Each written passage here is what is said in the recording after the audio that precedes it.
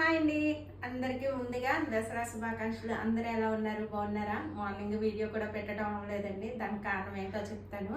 ఇంకా ఈ ప్లేస్ అంతా చూసేయండి. కొత్త ప్లేస్కి వచ్చారు, ఎక్కడికైనా ఊరు వెళ్ళారా అనుకుంటున్నారా? నిజమేనండి, అమ్మ వాళ్ళ ఇంటికి వస్తే రాత్రి వచ్చాము. బాబుకి వస్తే కాలేజీకి 4 రోజులు 5 రోజులు సెలవులు ఇచ్చారు కదా, ఇంక ఇంట్లో ఉండి బోర్ కొట్టేసింది. ఇంక అందుకని సరదాగా ఈ 4 రోజులు పండగ గడుపుదామని ఇలా ఆత్రేయపురం అయితే వచ్చేసామండి. ఇంకా రాగానే ఉదయాన్నే లేచి వాడిపిల్లి గుడికోతే వెళ్ళొచ్చేసాం. దర్శనం అదే చాలా అంటే చాలా చాలా బాగా జరిగింది. నిజంగానే స్వామి దయ వల్ల అందరూ బాగుండాలని మనస్ఫూర్తిగా అయితే కోరుకున్నానండి.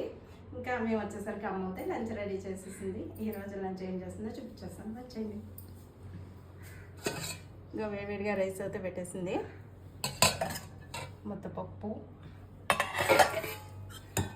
ఆమ్లే పులుసు,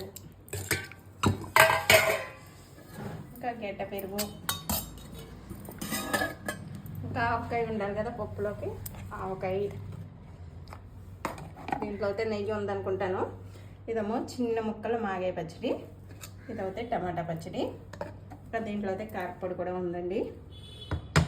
ఇవ్వండి ఈరోజు మా లంచ్ స్పెషల్ అయితే పండుగ రోజున మేమైతే ఫుల్ ఎంజాయ్ అండి అమ్మ వాళ్ళ ఇంటికి వచ్చి.